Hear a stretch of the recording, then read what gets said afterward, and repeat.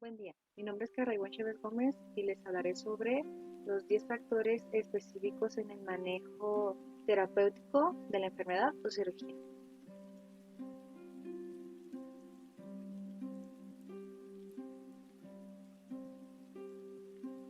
Primero que nada, debe identificarse el significado específico de la enfermedad o también de la cirugía para lo que es el paciente y lograr un insight, que esto ayuda a tener un mejor entendimiento sobre la materia al paciente de forma terapéutica, y esto puede ayudar a evitar expectativas conscientes falsas sobre la enfermedad. Muchas veces durante el curso de la enfermedad se sobrecaracteriza el órgano afectado. Un ejemplo muy claro de eso es cuando, por ejemplo, una persona eh, se enferma del hígado, eh, tenderá a cobrar demasiada importancia en su imagen corporal, eh, como el concepto neoyorquino, que es acerca de los Estados Unidos, que algunas personas piensan que es el 2/3 del mapa del país, cuando realmente, pues no. Se puede demostrar fácilmente esta distorsión conceptual si se le pide al paciente que dibuje su mismo cuerpo, incluyendo el órgano de parte afectada, y esto puede aterrizar al paciente, haciéndolo ver es, que no influye en todo su cuerpo. Algo característico de la psicopatología y un aliado para la enfermedad es la ganancia secundaria, que es el atraer la atención, el evitar las responsabilidades, el controlar y tiranizar a la familia. Neurosis de seguro o síndrome de pensión, ahí se refleja muy bien, que es donde la enfermedad trae consigo ciertas ventajas al paciente y puede operar de forma inconsciente para retrasar la recuperación, y como ya sabemos es muy importante el estado mental de la persona, en este caso del paciente, para llevar a la recuperación. La pasividad obligatoria, en especial cuando es prolongada, se puede dividir en dos tipos de paciente de punta a punta, que para una persona puede ser una espantosa amenaza y para el otro representa una gratificación de la cual puede obtener un mayor provecho. Existen operaciones específicas que pueden ser particularmente amenazantes para algunas personas por razones idiosincrásicas. Uh, un ejemplo es de una paciente que se volvió psicótica después de una hemorroidectomía. Esta paciente había podido tener orgasmos solo a través de la estimulación anal y consideró la enfermedad como una amenaza terrible de su sexualidad.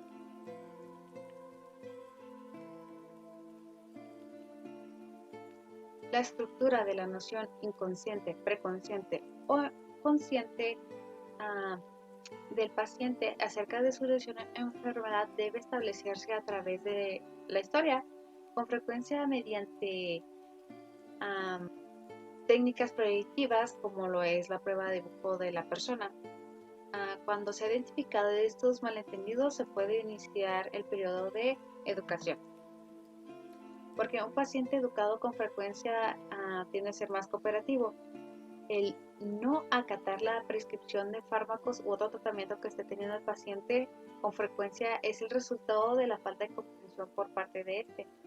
Si el médico tratante no cumple el papel de educador, se vuelve la tarea del psicoterapeuta el instruir al paciente.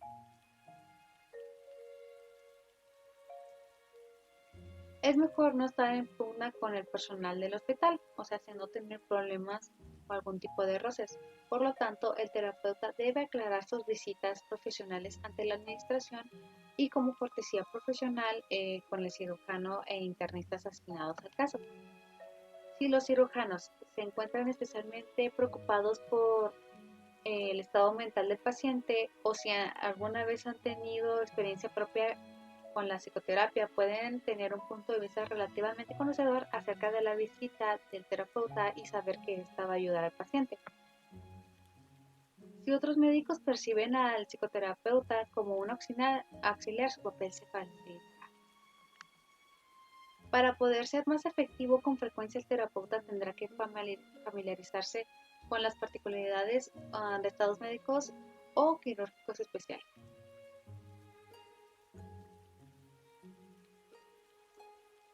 No se puede pasar por alto la necesidad de explorar los temores específicos del paciente con respecto a la anestesia. Pueden surgir muchos de estos temores y ser extremadamente problemáticos. Los pacientes temen a las sensaciones de asfixia, dolor, ardor en la garganta y que sus pulmones luchen para obtener aire. Incluso algunas personas prefieren una raquia debido a que quieren permanecer despiertos para vigilar las cosas, inclusive al cirujano. Pueden sentirse mejor al estar conscientes como reflejo de preocupaciones acerca de que quizás no vuelvan a despertar o en especial por fuertes temores a la pasividad. Otras personas no desean saber nada y prefieren que se les aplique un tranquilizante intravenoso al que les siga la anestesia inhalada. El terapeuta debe estar familiarizado con los procedimientos preoperatorios, inclusive los de sedación, y con los tipos de anestesia disponibles. El terapeuta y el paciente deben requerir al cirujano que se comprometa en cuanto a los procedimientos y anestésicos a utilizar. Es útil tener a alguien familiar en el cuarto cuando el paciente despierte. Al despertar en una unidad de cuidado intensivo, desorientado, fatigado, inmovilizado, posiblemente con dolor y dependiente de otros, puede ser una experiencia atemorizante. Así que es por eso que es importante que al despertar algún ser querido lo conforte.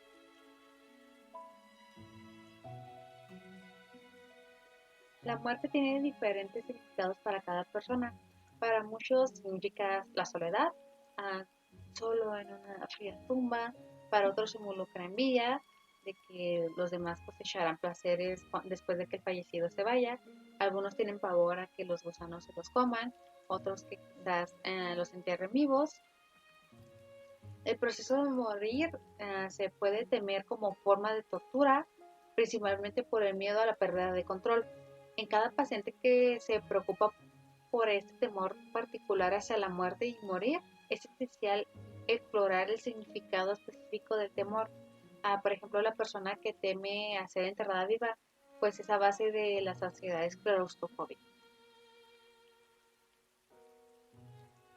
Estadísticamente, las operaciones abdominales se consideraban, hasta la aparición de la cirugía de corazón abierto, como la mayor amenaza quirúrgica y tenían la mayor incidencia de psicosis postoperatoria.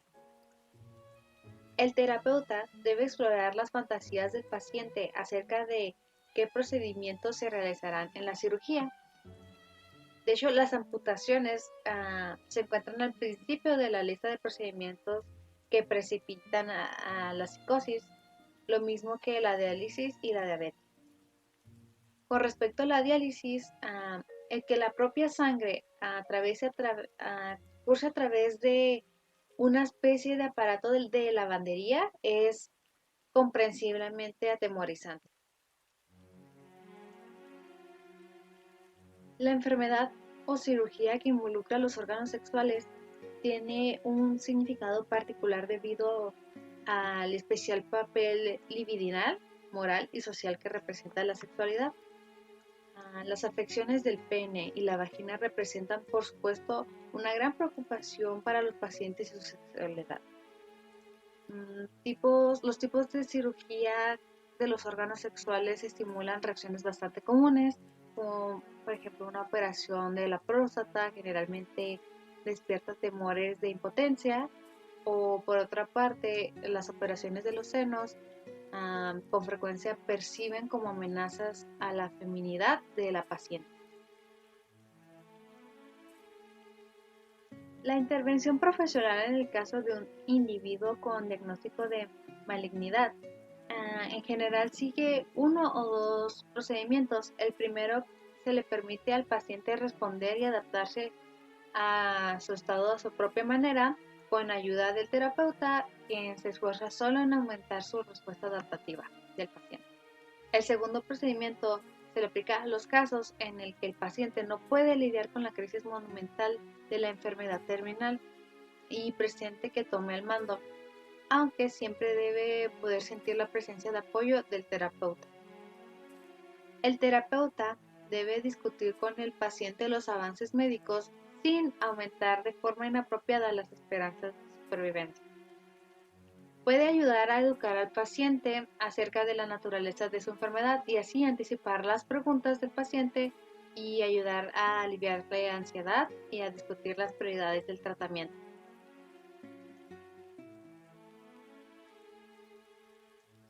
Los pacientes cardíacos con frecuencia se encuentran atemorizados y deprimidos debido por su cercanía a la muerte.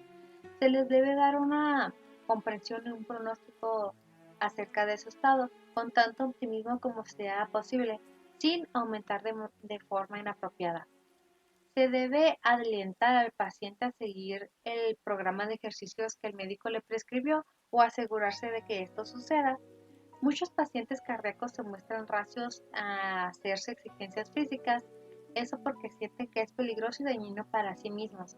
Pero el terapeuta puede ayudarles a sobreponer sus miedos y señalarles que de hecho una actividad adecuada fortalece el corazón. Así que el terapeuta puede ayudar al paciente a evitar a convertirse en un inválido crónico debido al temor excesivo y a la pasividad. Mientras que, por ejemplo, una persona con alguna amputación no piensa que el trabajo es algo que amenaza su salud, el paciente cardíaco con frecuencia ve el trabajo como un peligro.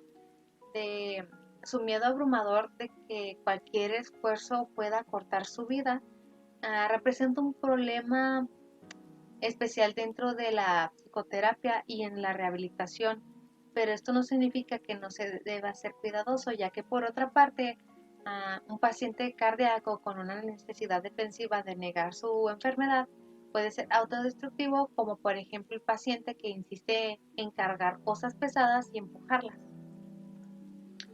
Otro problema que contribuye a la desproporcionada incapacidad de algunos pacientes cardíacos son los factores iatrogéneos, que es posible que los médicos contribuyan más en la invalidez en el paciente cardíaco que en cualquier otro tipo de paciente.